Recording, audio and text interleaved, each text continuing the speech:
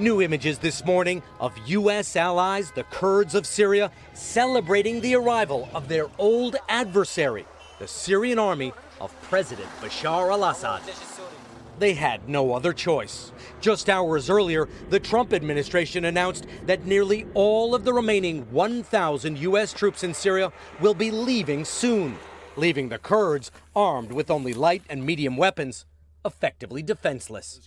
Defense Secretary Mark Esper making the announcement. So I spoke with the president last night after discussions with the rest of the national security team, and he directed that we begin a deliberate withdrawal of forces from northern Syria.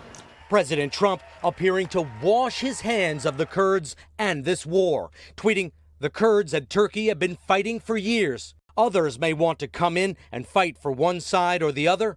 Let them." It couldn't have come at a worse time. The Kurds, who fought with U.S. forces against ISIS for 4 years, are also under attack by Turkish-backed militias. Militias accused of atrocities. U.S. officials tell NBC News the militias include former members of ISIS and al-Qaeda.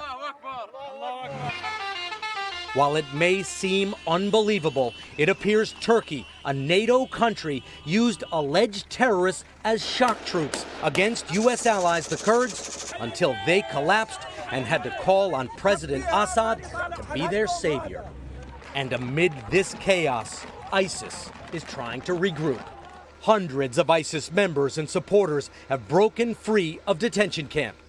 At a prison we visited with 5,000 ISIS detainees, the warden told us there are attempted breakouts now every day.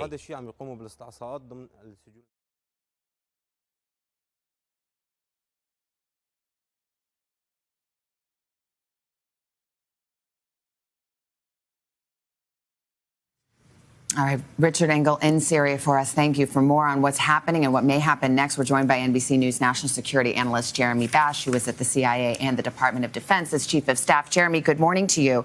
Good morning. So this decision now to pull nearly all U.S. troops out of Syria, was this part of the original plan, or did things just spin out of control and now this is where we are?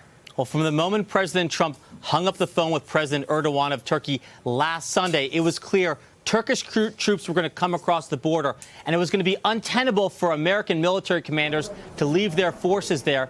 But this is not the preference of military commanders. They do not like to be forced to retreat, forced to withdraw amid chaos and under fire. It is not an ideal situation. It's dangerous to our troops, and it creates a massive vacuum in northern Syria. You talk about the danger to our troops, because I know there are reports that some U.S. troops were fired upon or fired in the general direction of U.S. troops. I mean, what happened there? Turkey's supposed to be our ally.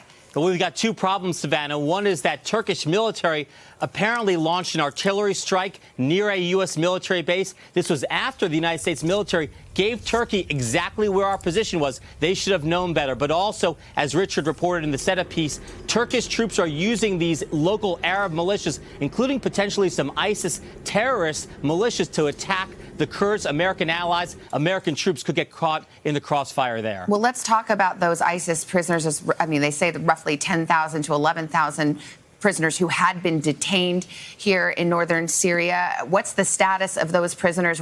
How do you see this playing out? Well, American military forces had made plans to take out about 60 high-level ISIS terrorists out of the country. They had to be left behind because the American troops had to leave so quickly. And in addition to those 60, there are about 9,000 more detainees, ISIS terrorist fighters. Savannah, if ISIS is able to get out of prison and regroup, not only will they launch terrorists across that particular area, but don't forget that in 2015, an ISIS affiliate in Egypt took down a Russian airliner, killing 240 abroad in that attack. And also, ISIS followers in Europe, in the United States, also conducted terrorist attacks in 2015 and 2016. The Orlando nightclub shooter in 2016 was an ISIS follower. He killed 50 people in that attack. Very quickly, the president is now talking about sanctions potentially against Turkey. Could that be effective here, or is it too little too late? It's way too late. Not only will sanctions not come, but they will not stop Turkish troops from doing what President Erdogan has been planning for a very long time.